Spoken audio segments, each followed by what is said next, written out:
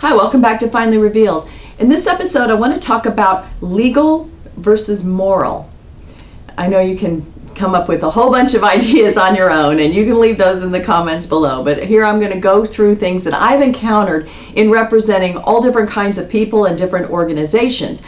And sometimes it usually comes up when we are working on a particular situation and I am counseling, giving them the information on what is legal, what the real requirements are, what the rules are, and how we can navigate whatever the situation is, whether it's a problem, whether it's a challenge, whether it's planning, and doing it that way. And sometimes there are legal rules that leave things wide open for the moral discussion, whether based upon the rules one party takes all, whether one party can take advantage of different situations and the other side legally they're finished, they just have to go away.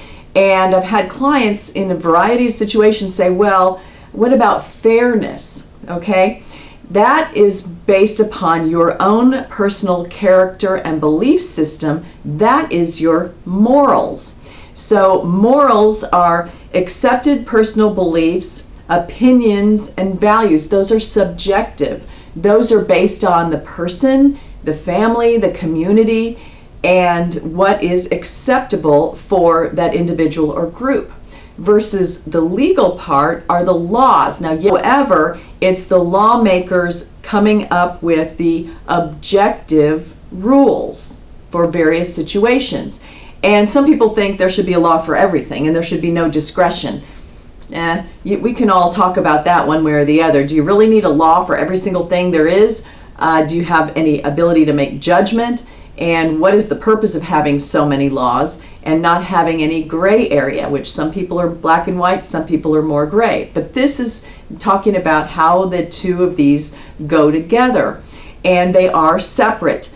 There are some situations, for example, in the US and some other countries, we have bankruptcy. So someone can get in a situation where they need relief. If it's a company that files a Chapter 11, they are reorganizing because, as I say in other videos, they don't get out of their obligations. Filing a bankruptcy for a company is not the same as for a person.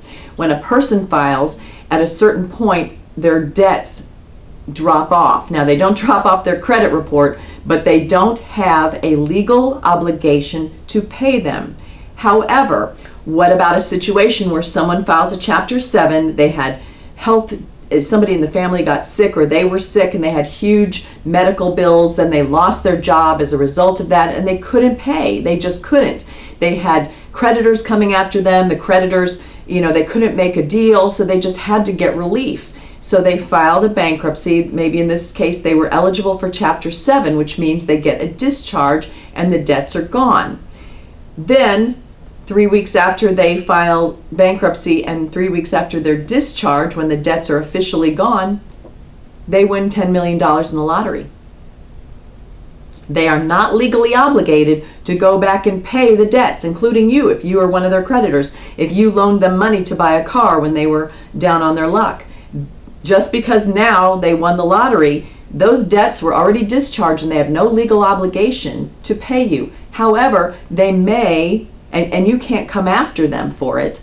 You will get in trouble. You will be punished by the court for it. But they may feel like, well, I was down on my luck, but I only had $5,000 that I owed to everyone because before that I really wasn't making anything and I had these health issues.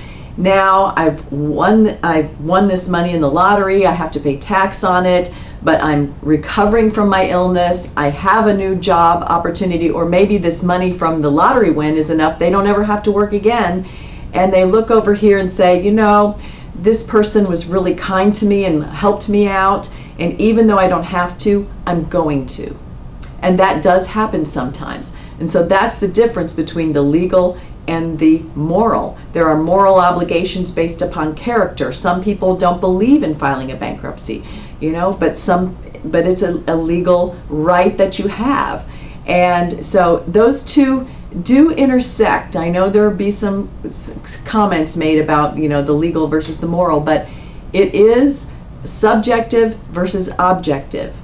And there are times when they overlap, and I just thought it might be good to highlight those for you here. So if this was helpful or you learned something, give me a thumbs up. Leave any comments or questions below. Subscribe to see the other videos, and come back and see me next time. Thanks for watching.